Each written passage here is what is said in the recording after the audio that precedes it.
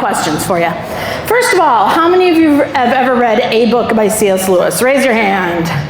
Okay, good deal. How many of you have read all 7 of the Chronicles of Narnia? Okay. How many of you have read the Space Trilogy? I see. How many of you read Screwtape letters? Amazing. In a talk that's going to be about Screwtape letters, kind of funny how that happens. How many of you have read Mere Christianity? What about the problem of pain? Okay, what about A Grief Observed? Okay. What about any of his literary theory? Oh, what have you read? This is literary theory.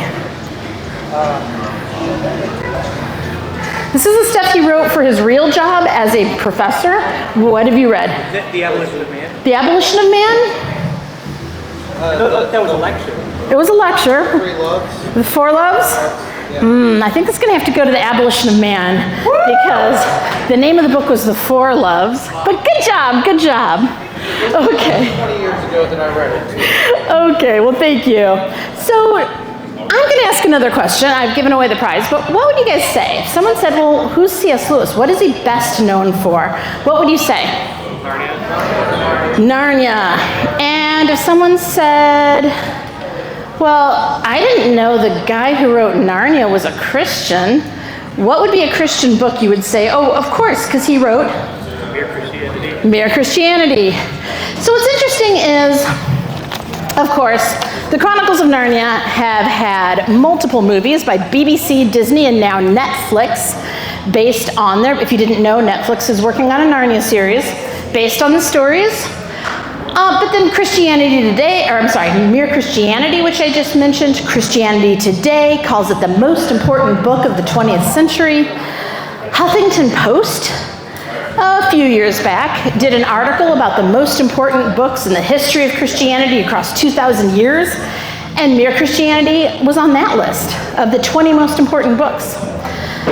But what's interesting is the book that first made him famous in America, got attention, got respect, was neither of those.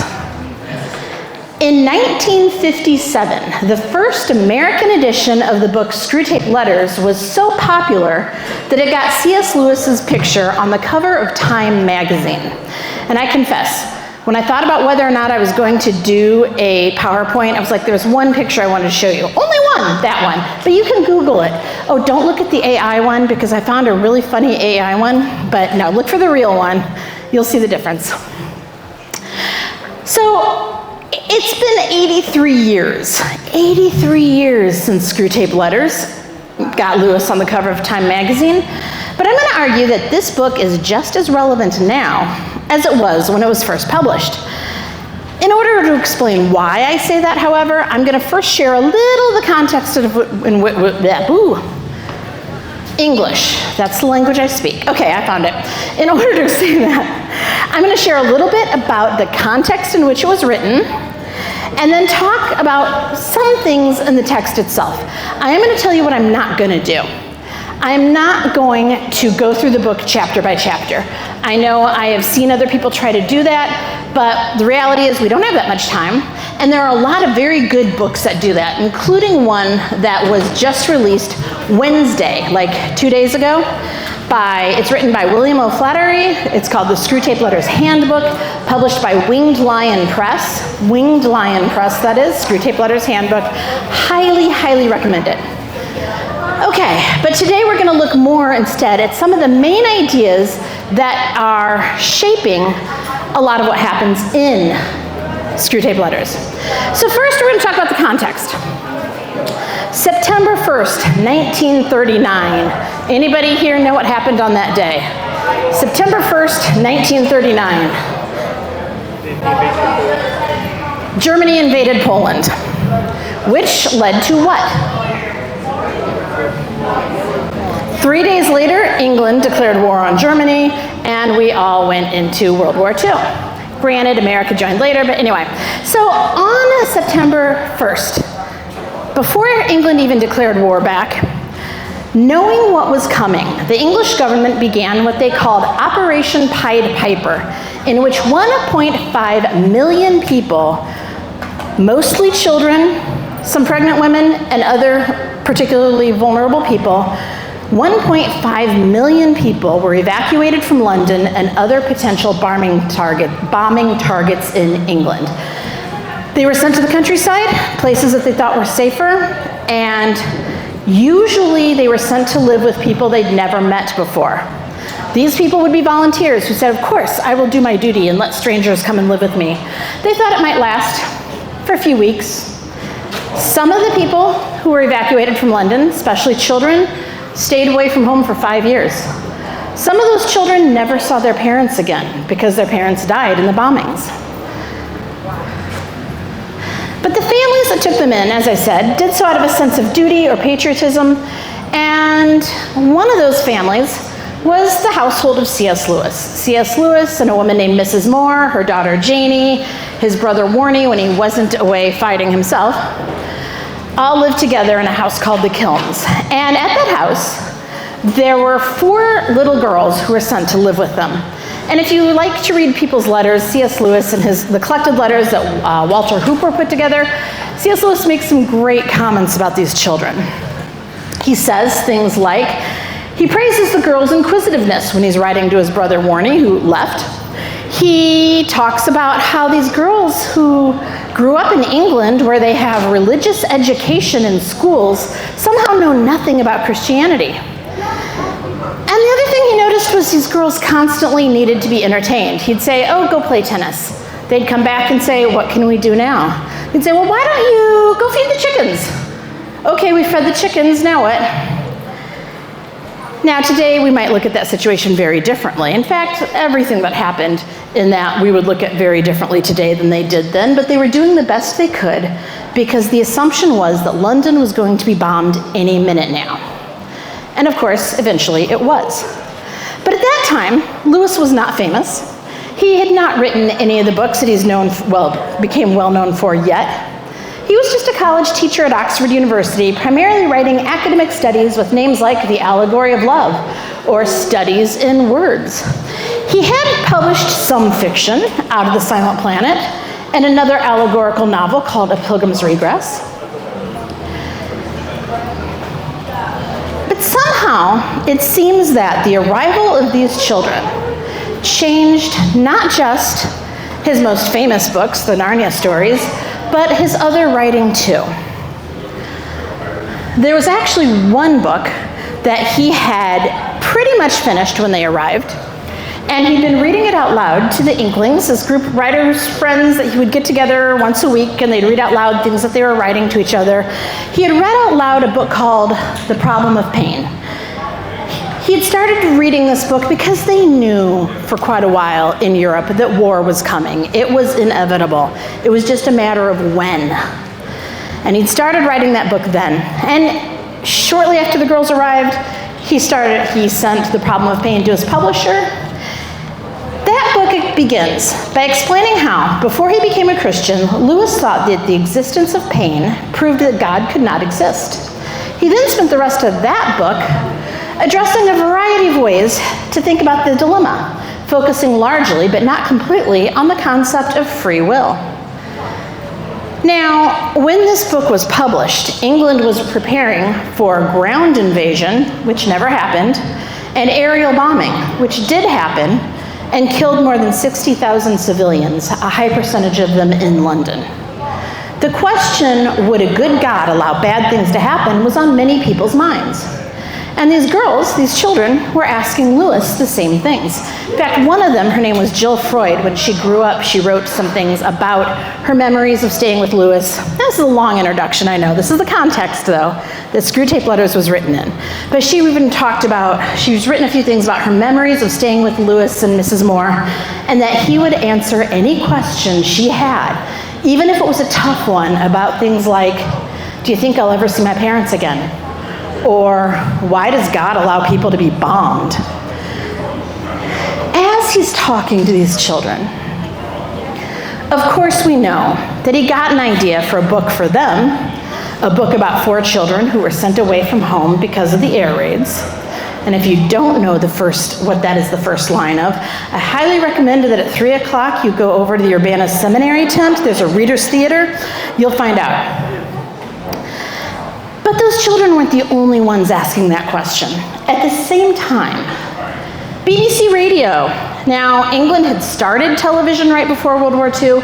They literally turned it off because they were concerned that the Germans could use it. So BBC television shut down and didn't start again until after the war was over. But BBC Radio was how everybody found out what's going on now. So at this point in time, BBC Radio had religious broadcasting, and their religious broadcasting consisted of some very helpful things. Programs in which pipe organs played hymns. Programs with such promising and interesting titles as The Gardening Vicar, in which a priest talked about, you guessed it, gardening.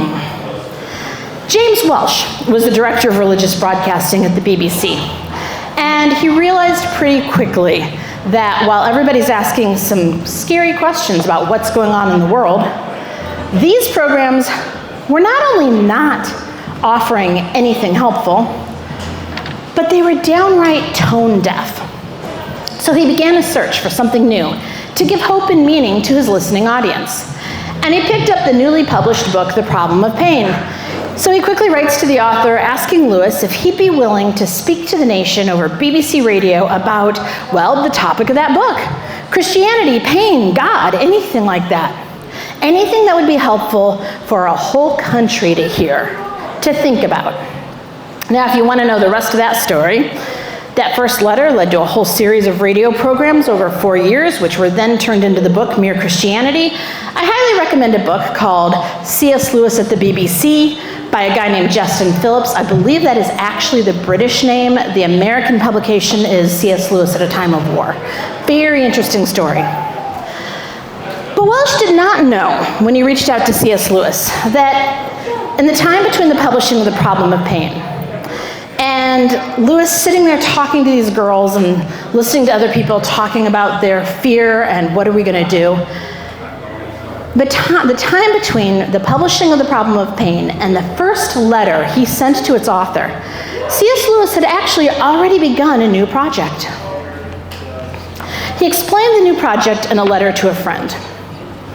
So, in this letter, he explains that Sunday, July 21st, 1940, remember, Hitler invaded Poland just about 6 months before, maybe a little more than that, I'm not good at math. He said, before the service was over, he was in church, and before the church service was over, one could wish these things came more seasonably, I was struck by an idea for a book. Now, those of us who write might often find ourselves struck with ideas all as our mind is wandering during a church service, right? Oh wait, that never happens. I was struck by the idea for a book, which I think might be both useful and entertaining. It would be called As One Devil to Another, and would consist of letters from an elderly retired devil to a young devil, who has just started work on his first patient. The idea would be to give all the psychology of temptation from the other point of view. Well, Lewis and Walsh began their plans for the radio series that made C.S. Lewis's name a household word in England. Lewis also entered a contract with the British newspaper The Guardian to submit one Screwtape letter a week for 31 weeks. So it turned out that Mere Christianity and the Screwtape letters were developed and written at the same time. He was working on them together. One began as a series of radio programs, the other as a set of fictional letters published in a newspaper. One, as I said, was fiction, the other nonfiction, but they're exploring related ideas about what does it mean to be human? What does that have to do with temptation and everything else? Who is God? And even how should Christians live in difficult times? In other words, Screwtape Letters does in fiction much of what Mere Christianity does in nonfiction. In fact, one whole section of Mere Christianity called Christian Behavior discusses the same issues regarding how Christians should live in this world as Screwtape Letters. It is simply putting these general principles into a specific story at a specific time, with specific characters, at a time when London was being bombed, a time when the outcome of the war was far from certain, a time when fear was part of everyday life. And as you read the Screwtape letters over and over again, Screwtape will even make comments like, yeah, I know this war's going on, and oh, everybody's scared, and you're so happy that it's happening. You know what? Let's talk about what really matters. A human soul. Because we know everybody's going to die anyway, so what if they die in a war? Or die of old age? That's not our point. What matters more is how they live. Now, interestingly, The Guardian ran these individual letters, one per week for 31 weeks. They received many letters in response. Letters to the editor. Some people loved them, found them brilliantly funny. Some people found them deeply moving and thought-provoking. Others missed the point, found them sacrilegious. Some praised The Guardian for being daring and pushing the envelope. Some praised them for making people think. And at least one person wrote to cancel their subscription due to the ungodly advice and the bad path that The Guardian was going down. One even wrote that she was canceling her subscription all because of the screwed up letters. The problem there might have been that maybe she didn't really read every issue and kind of started in the middle and didn't know what she was reading. Or it might have been that she and some other people just didn't understand what the genre was.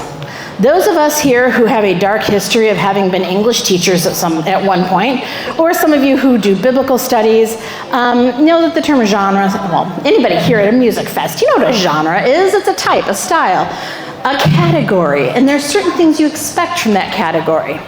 Well, Screwtape letters, we can say, is two genres. The first one is the boring one, epistolary letters, or an epistolary novel, just a novel that's made up of a set of letters that we only hear one side of. So we only ever get one person's story in this. The other thing, though, that Screwtape letters is a satire. A satire is a story that, as one person describes it, needs to be read the wrong way around. You never take a satire at face value. As the narrator points out in the introduction to Screwtape letters, Screwtape's a liar. Nothing he says can completely be trusted. Sometimes he seems to deliberately misdirect Wormwood. It's easy to miss this one first time through, or even second or third time through. Sometimes Screwtape seems to deliberately misdirect not only the reader, but Wormwood, the person he's supposedly helping. So he'll give Wormwood instructions, and then immediately in the next letter saying, "You did that?" It's like, wait, that's literally what you told him to do in the last letter. He turns around and blames Wormwood for being misdirected when he was the misdirector. One example of this is how in one letter near the beginning, Screwtape explains that Wormwood should direct his patient's prayers for his mother towards the least useful things for her, praying for the state of her soul, her imaginary soul, the soul as he pictures it, instead of, say, her health issues. In the next letter, however, he abuses Wormwood for directing his patient's prayers at all. He should have been keeping him from praying instead of directing his prayers. This unreliability of Screwtape's may actually be something that helps us think through the book in a little bit of a different way. In the second letter, he expresses his displeasure that Wormwood has allowed his patient to become a Christian. He points out that Wormwood will be punished for this, but then goes on to say that it's not too late. Many adult converts have been snatched away from their newfound faith if Wormwood will just apply himself to the situation. Now, this has led many readers to say, oh, this must be a specific theological stance that C.S. Lewis has. But the question becomes, is it really? Is it really the case? In the end, the patient dies and goes to heaven. Oh, if you haven't finished reading Screwtape letters, I'm sorry, I gave it away. I know, shocking. And Screwtape accuses Wormwood of letting him slip through his fingers, but even some of the knowledge that Screwtape drops in that last letter suggests that, you know what? He's been playing a game with Wormwood from letter one. What's not clear is if there'd ever really been the possibility that this could have turned out any other way from that very beginning. When Screwtape describes to Wormwood what he knows happened, he even makes the comment that all of the patient's doubts were finally made clear. Things that he only half believed, he now sees as real. Now, wait a minute. If Wormwood's supposed to be getting his patient off track, and getting him off track will bring him back to hell and our Father below, doubts made clear, things he only half believed, and yet God's grace was enough for him, which of course Screwtape would never say. Screwtape's misdirection can be seen in another place. He signs every letter to his nephew, excluding the one in which he accidentally turned himself into a centipede, because he couldn't write when he was a centipede, so he had to have his secretary Toadpipe finish that letter for him. He accidentally turns into a centipede. It happens to all of us, right? He signs every letter with the words, "affectionately yours."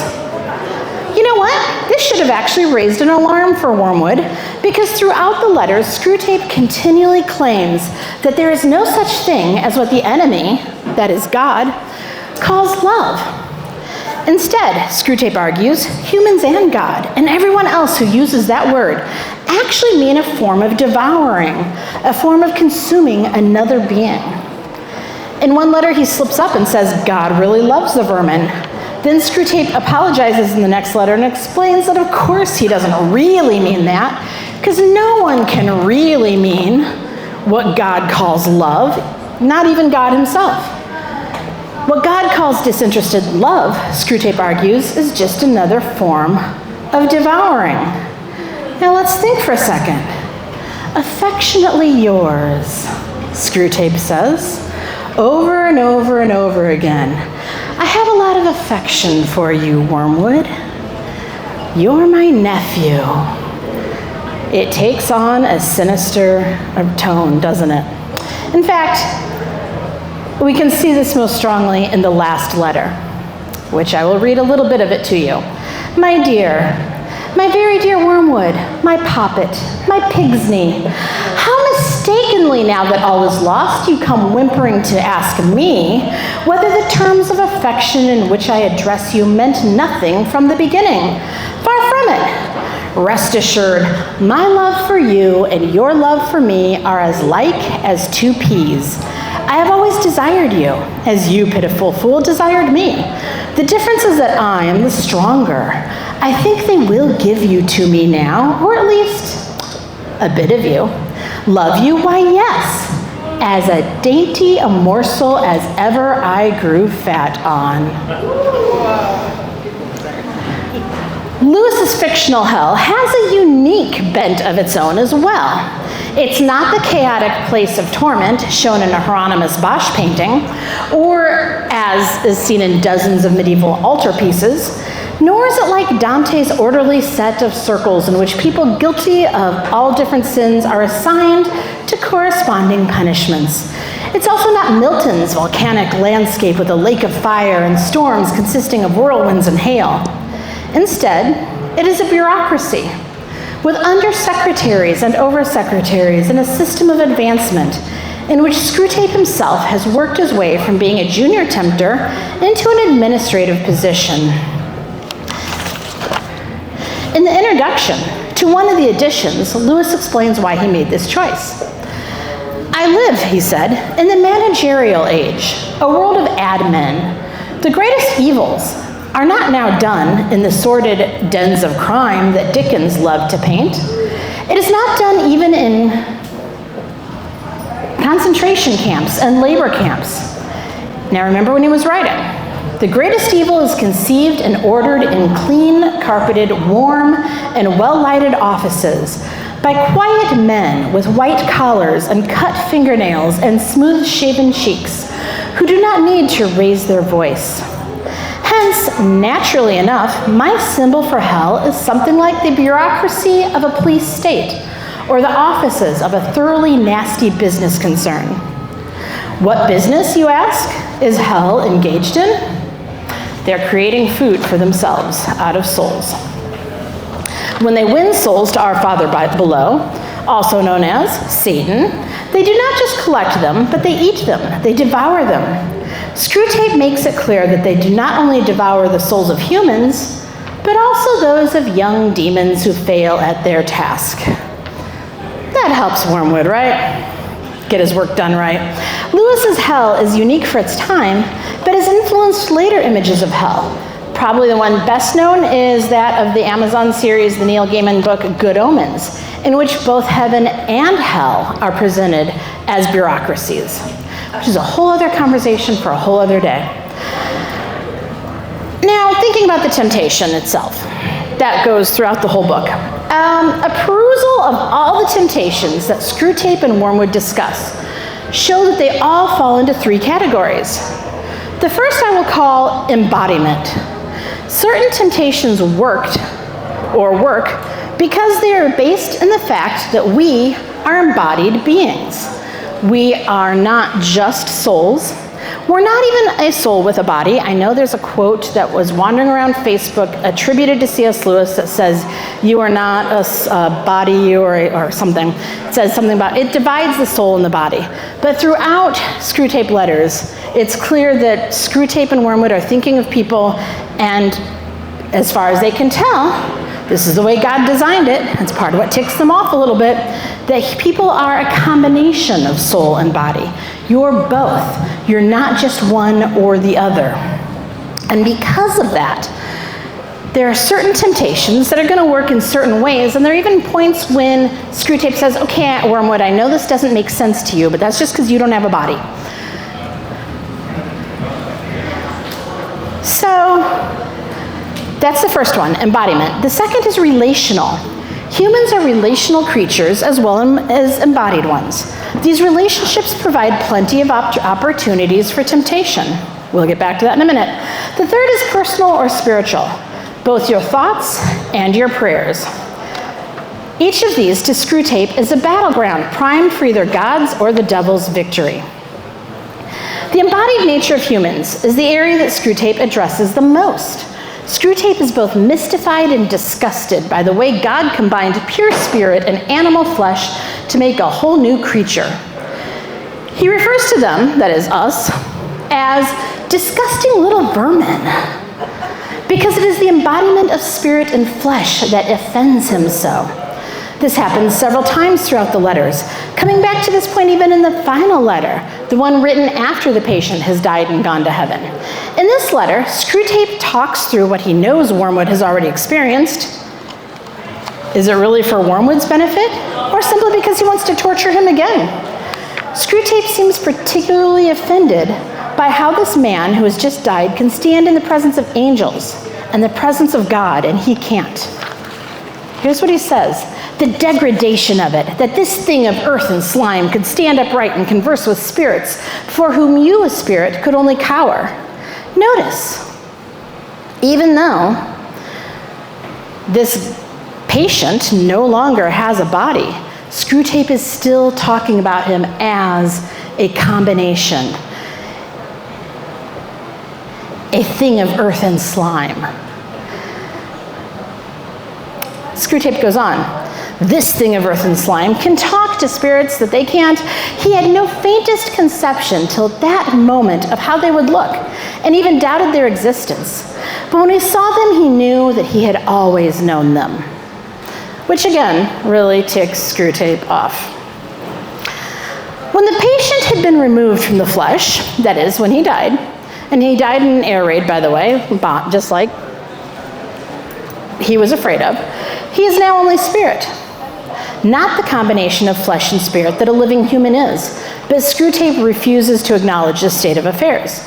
He thinks of him as a thing of earth and slime because he is rejecting the idea that humans can be anything else. To Screwtape, the human is always tainted, not by sin, but by the combination of spirit and flesh itself. He wants the human to sin. He can't stand what a human is. At the same time, he sees this embodiment incredibly useful for temptation. In the very first letter, he tells Wormwood, remember, he is not like you, a pure spirit. Never having been a human, oh, that abominable advantage of the enemies, you don't realize how enslaved they are to the pressure of the ordinary. And then Screwtape proceeds to tell Wormwood how he kept one sound atheist from heading down the wrong path. That is, a pattern of thought that might have led him to Christ, simply by pointing out that it's time for lunch now.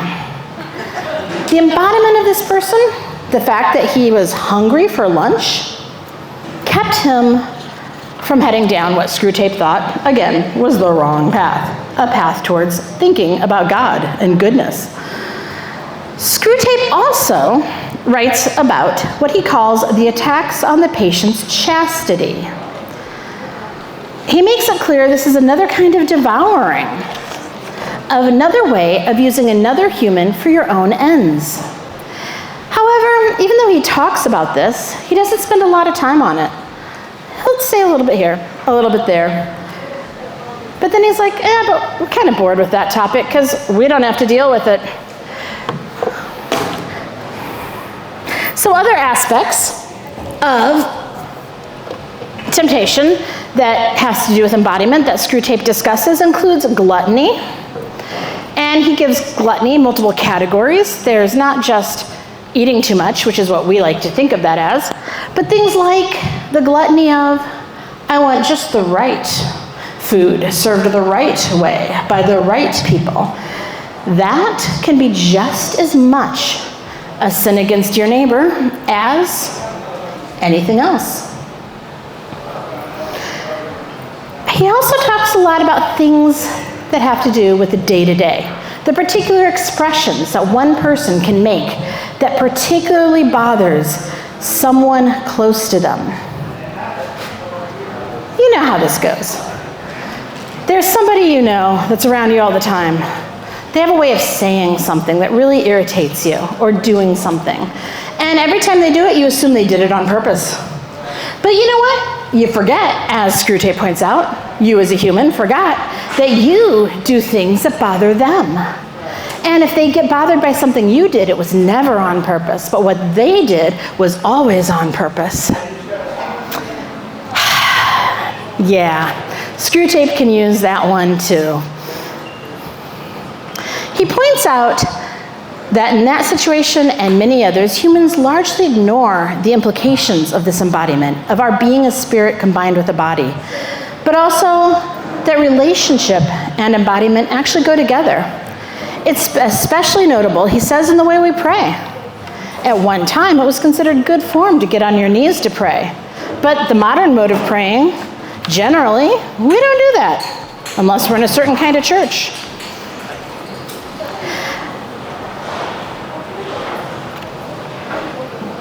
The second category we talked about was his relationship with other humans, other embodied souls, regarding church attendance. Screwtape suggests that Wormwood should use the way other people enact and live out the way they are in their bodies. Now, this is relational, but it's also embodiment again. That Wormwood should use that to dissuade the patient in his newfound faith. Well, how does that work? So he goes to church. He's a new Christian. He says, hey, I should go to church because that's what Christians do. And then he's there, and he's looking at the people around him. Provided that any of those neighbors sing out of tune, or have boots that squeak, or double chins, or odd clothes, the patient will quite easily believe that because of these things, their religion must therefore be ridiculous. We do that, don't we? At the present stage, you see, he has an idea in his mind which he supposes to be spiritual, but the spiritual is based on the material. His understanding of somebody else's spirituality is based on what he sees only, the material, the embodiment, all the while missing that the material actually has a lot to do with his attitude. He goes on to explain that one of our greatest allies at present is the church itself. Do not misunderstand me. I do not mean the church as we see her spread through time and space and rooted in eternity, terrible as an army with banners. That, I confess, is a spectacle which makes our boldest tempters uneasy. But fortunately, that is quite invisible to humans. All your patient sees is the half-finished, sham, Gothic church on the new building estate. Church itself, Screwtape says and argues, can be used to push people away from faith. So his relationship to the members of his church is one of the areas that can actually be used against the patient. His relationship to the people he lives with on a daily basis is another. The first of these is his mother, the patient's mother, about whom Wormwood is encouraged to help the patient keep this false image of her in her head. I already mentioned that a little bit ago, so that even when he's praying for her, he's not praying for her, he's praying for an imaginary person.